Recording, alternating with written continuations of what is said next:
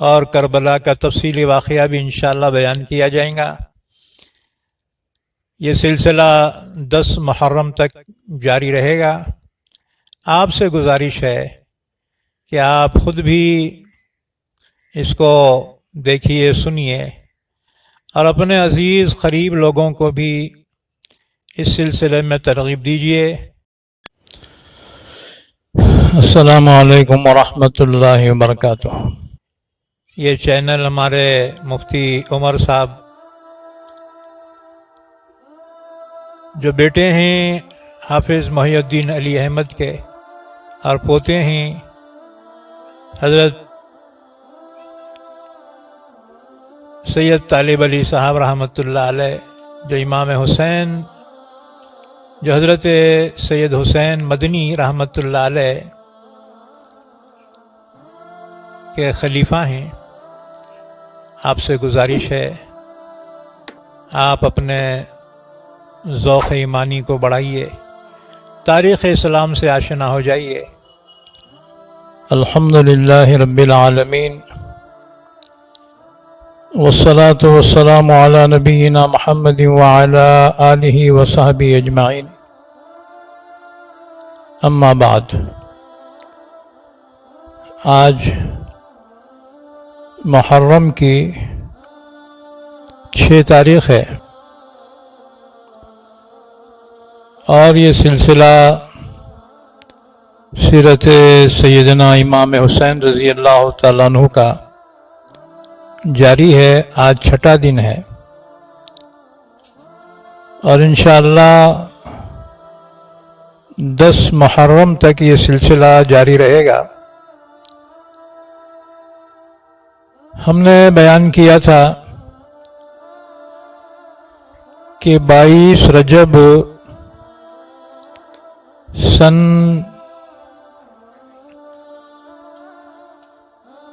60 ہجری امیر معاویہ رضی اللہ عنہ کا انتقال ہو گیا، اور ان کے وصیت کے مطابق ان کا بیٹا یزید خلیفہ بنا۔ اس نے تمام صوبوں کے گورنروں کو فرمان بھیجا کہ اپنے علاقے کے لوگوں سے میری خلافت کی بیعت لو۔ چنانچہ حکومت کے خوف کی وجہ سے ملک شام والوں نے یزید کی خلافت کو تسلیم کیا۔ اسی طرح سے عراق کے علاقے کے اکثر لوگوں نے تسلیم کیا۔ رہ گیا حجاز یعنی مکہ مدینہ، اس کے اطراف کا علاقہ، وہ ابھی تشویش میں تھے۔ یزید 22 ذی الحجہ کو پیدا ہوا۔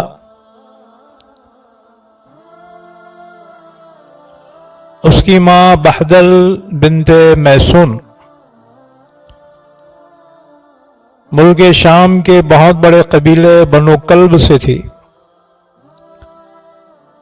ننیال سے اس کو بڑی تائید حاصل ہوئی۔ امیر معاویہ کا پائتخت دمشق تھا، جو ملک شام میں ہے، سیریا میں۔ اس وقت مدینے کا گورنر ولید بن عتبہ بن ابی سفیان تھا۔ اس کو جو فرمان پہنچا، اس نے امام حسین، عبداللہ ابن زبیر اور دیگر صحابہ اور عمائدین مدینہ کو بلوا کر یزید کا فرمان سنایا، امیر معاویہ کے انتقال کی خبر دی، اس کی دعوت پر امام حسین بھی تشریف لے گئے، لیکن عبداللہ ابن زبیر تشریف نہیں لے گئے۔ انہوں نے ایک دن کی مہلت مانگی۔ ولید ابن عتبہ گورنر مدینہ نے امام حسین سے بیعت کا مطالبہ کیا۔ امام حسین نے فرمایا مجھ جیسا آدمی چھپ کر بیعت نہیں کر سکتا، لہذا مجھے سوچنے کے لیے 3 دن کی مہلت دیجیے، جب عام مجمع تسلیم کرے گا تو میں بھی کروں گا۔ ولید چونکہ سلحجو آدمی تھا، اس لیے اس نے زبردستی نہیں کی۔ امام حسین اپنے گھر آئے اور عبداللہ ابن زبیر رضی اللہ تعالیٰ عنہ اسی رات مدینے سے نکل گئے اور مکہ مکرمہ کے لیے روانہ ہو گئے، کیونکہ مکہ حرم تھا اور وہاں پر جان مال ہر چیز محفوظ تھی۔ عبداللہ ابن زبیر جب دوسرے دن نظر نہیں آئے مدینے میں، تو ولید ابن عتبہ نے ان کا پیچھا کیا، لیکن وہ نہ ملے۔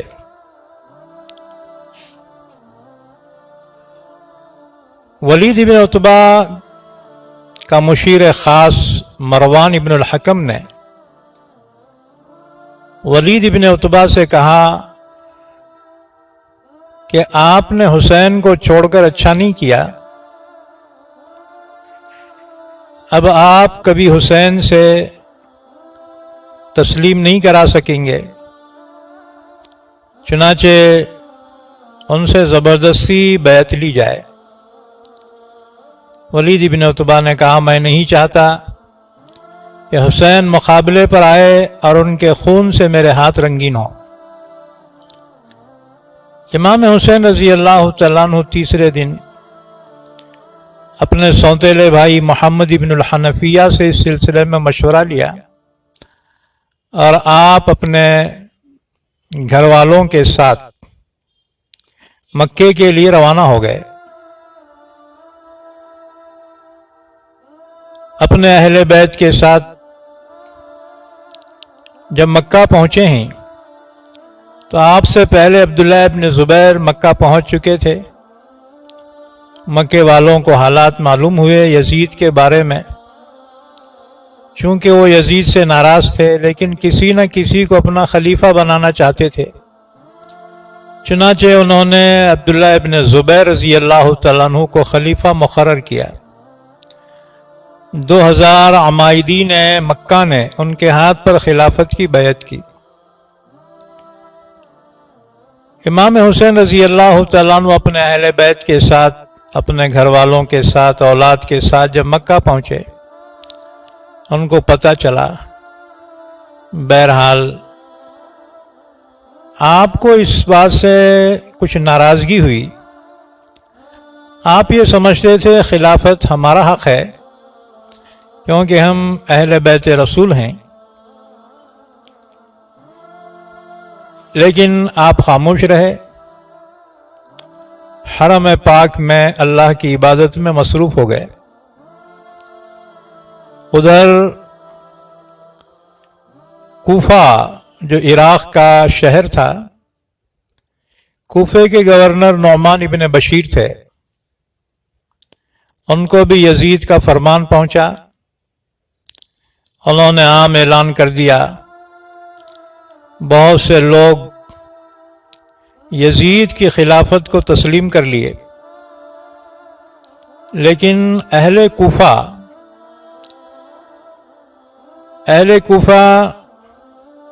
سلیمان ابن السرد کے مکان میں جمع ہوئے، جو ایک سردار تھا۔ اور انہوں نے مشورہ کیا. اس مشورے میں یہ طے پایا کہ ہم یزید کی خلافت کو تسلیم نہیں کریں گے کیونکہ وہ اس کا حقدار نہیں ہے، بلکہ خلافت کے حقدار حضرت امام حسین رضی اللہ تعالیٰ عنہ ہیں. لہذا انہوں نے امام حسین کو خط لکھا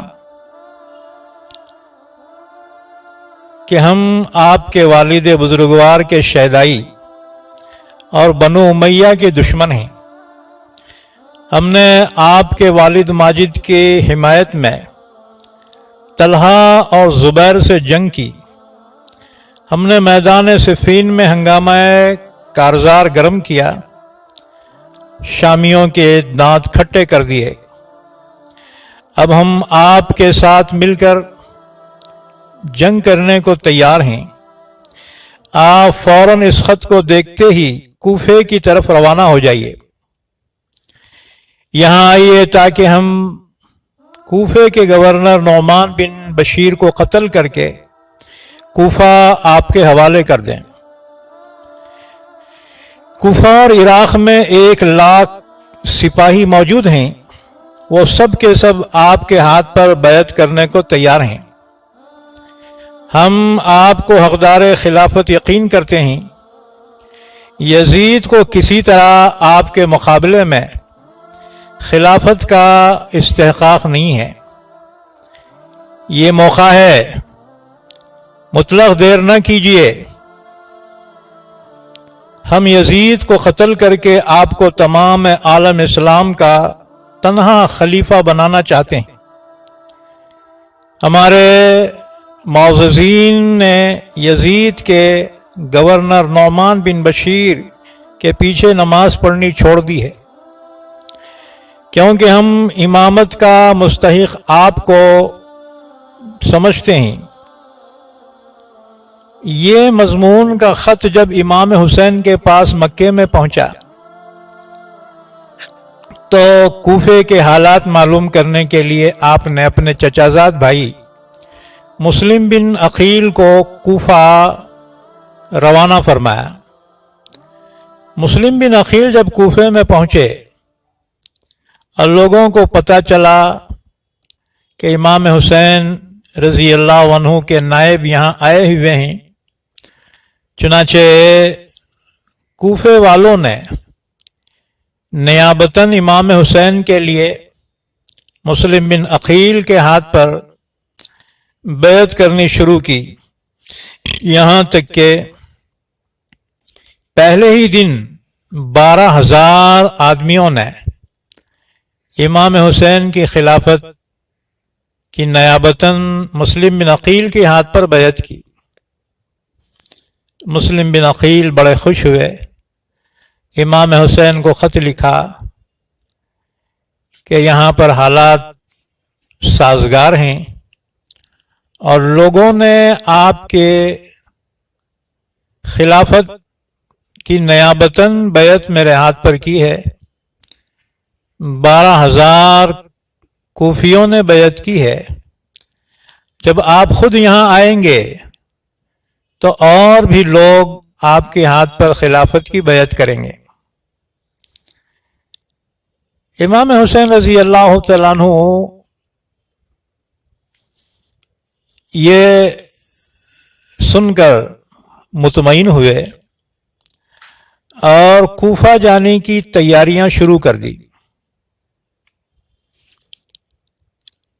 چنانچہ جب مکے میں جو صحابہ موجود تھے ان کو اس کی اطلاع ملی کہ امام حسین کوفہ جانے والے ہیں، بڑے بے چین ہو گئے کیونکہ وہ جانتے تھے کہ کوفہ منافقوں کا گڑھ بنا ہوا ہے.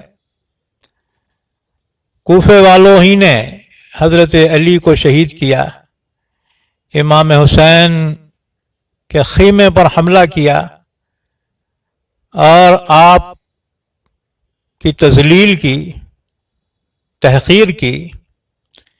لہذا امام حسین کو کوفے والوں پہ بھروسہ نہیں کرنا چاہیے.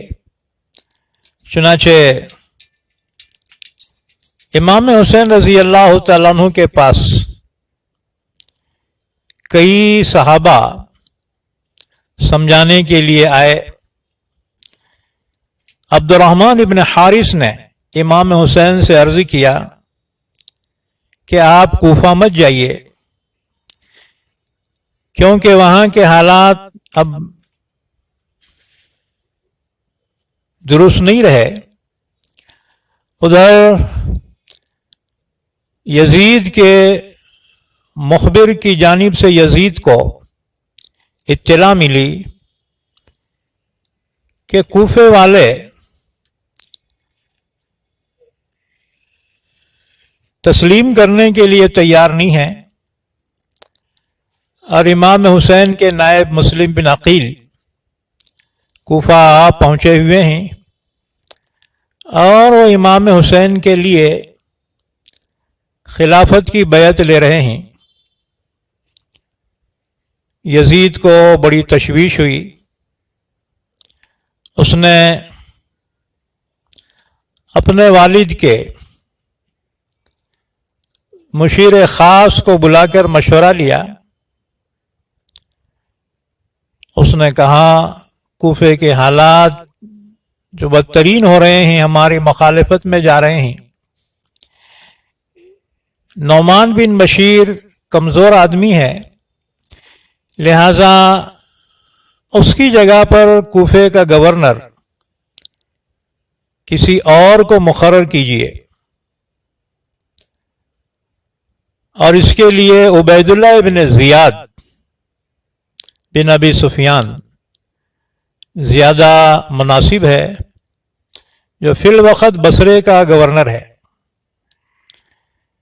اگرچہ یزید عبید اللہ ابن زیاد سے ناراض تھا، لیکن مصلحتاً اس نے عبید اللہ ابن زیاد کو حکم دیا کہ بصرے کے ساتھ ساتھ ہم نے کوفے کی گورنری بھی تمہیں عطا کی ہے، لہذا فوراً کوفہ پہنچو اور حالات کو درست کرو۔ مسلم بن عقیل امام حسین کے نائب بن کر کوفے میں پہنچے ہوئے ہیں، اور حسین کی آمد کی بھی اطلاعیں آ رہی ہیں، لہذا فوراً کوفے کو اپنے کنٹرول میں لے لو۔ عبید اللہ ابن زیاد بڑا سخت آدمی تھا، بڑا ظالم تھا۔ وہ حکم پر کوفہ پہنچا اس طرح سے، اونٹنی پر سوار، عربی امامہ باندھے ہوئے، اور چادر ذرا اپنے سر سے آگے منہ پر کھینچے ہوئے، اس طرح کوفے میں جب داخل ہوا، اپنی خاص فوج کو کوفے کے باہر چھوڑا۔ شام کے وقت جب داخل ہوا، کوفے والے یہ سمجھے امام حسین ہی تشریف لائے۔ جب اونٹنی جس طرف گزرتی تھی، ہر طرف سے لوگ کہتے تھے السلام علیک یا ابن رسول اللہ، اے اللہ کے رسول کے صاحبزادے نواسے، آپ پر اللہ کی طرف سے سلامتی ہو۔ یہاں تک کہ عبید اللہ ابن زیاد دارالامارت میں پہنچا، اور اس نے اس پر قبضہ کر لیا، اور مسلم بن عقیل کو تلاش کروا کر ان کو قتل کر دیا۔ جس وقت مسلم بن عقیل کوفے میں بے دردی کے ساتھ قتل کر دیے گئے، کسی نے حمایت نہیں کی۔ جتنوں نے بیعت کی تھی، حکومت کے خوف کی وجہ سے انہوں نے ساتھ نہیں دیا۔ مسلم بن عقیل بے دردی کے ساتھ قتل کر دیے گئے۔ اسی تاریخ کو امام حسین مکے سے روانہ ہو رہے ہیں، 3 ذی الحجہ سن 60 ہجری۔ امام حسین رضی اللہ تعالیٰ عنہ کی روانگی کا سن کر وہاں موجود صحابہ نے روکنے کی کوشش کی، عبد الرحمن ابن حارث نے کہا کہ ہم نے سنا کہ آپ کوفہ جانے والے ہیں، آپ اپنا ارادہ ترک کیجئے کیونکہ وہاں اب حالات بدل چکے ہیں۔ عبید اللہ ابن زیاد جیسا حاکم ظالم وہاں پہنچ چکا ہے۔ کوفے والے لالچی ہیں، بہت ممکن ہے جنہی لوگوں نے آپ کو بلایا ہے وہی لوگ آپ کے خلاف لڑنے کے لیے کھڑے ہو جائیں گے۔ عبداللہ ابن عمر رضی اللہ تعالیٰ عنہ نے آ کر کہا کہ تم بیعت لینے اور امارت حاصل کرنے کے لیے باہر مت جائیے، رسول اللہ صلی اللہ علیہ وسلم کو خدا نے دنیا اور آخرت میں سے ایک کے اختیار کرنے کی آزادی دی تھی، اور حضور نے آخرت کو اختیار فرمایا۔ تم بھی خاندان نبوت میں سے ہو، دنیا طلب نہ کرو، اپنے دامن کو دنیا سے آلودہ نہ ہونے دو۔ یہ نصیحت کرتے ہوئے عبداللہ ابن عمر رو پڑے، امام حسین بھی رو پڑے، مگر انہوں نے عبداللہ ابن عمر کی رائے پر عمل کرنے سے انکار کر دیا۔ مجبوراً رخصت ہو کر وہ چلے گئے۔ پھر عبداللہ ابن عباس جو حضرت علی کے چچا زاد بھائی بھی ہونا، وہ تشریف لائے اور امام حسین سے فرمایا آپ مکے کو مت چھوڑیے، اللہ کے گھر سے دوری اختیار نہ کیجیے۔ آپ کے والد نے مکہ اور مدینہ کو چھوڑ کر کوفے کو ترجیح دی تھی، مگر تم نے دیکھا کہ ان کے ساتھ کوفے والوں نے کیا برتاؤ کیا، یہاں تک کہ ان کو شہید کر دیا۔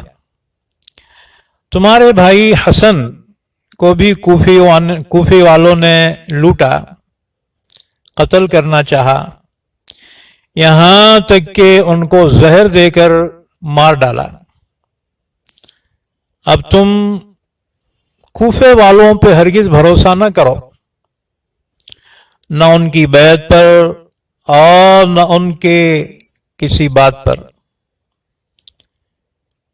اور نہ ان کے خطوط اور پیغامات پر۔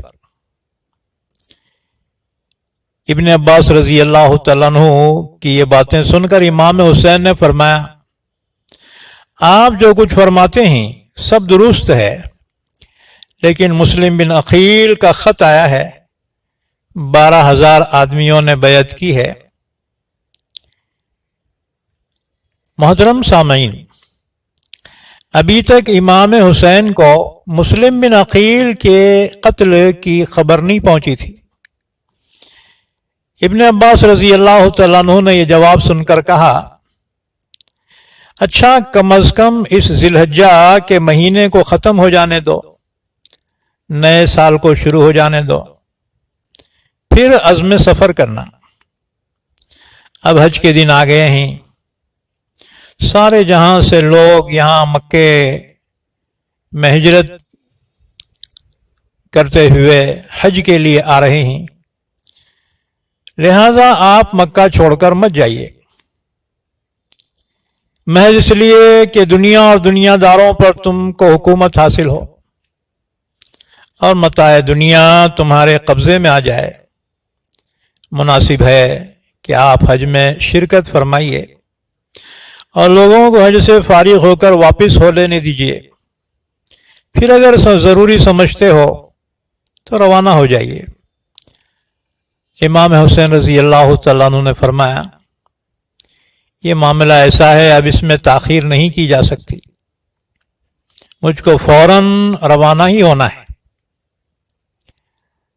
آپ سوچتے ہوں گے کہ حج چھوڑ کر امام حسین کربلا کی طرف، کوفے کی طرف کیوں جا رہے ہیں؟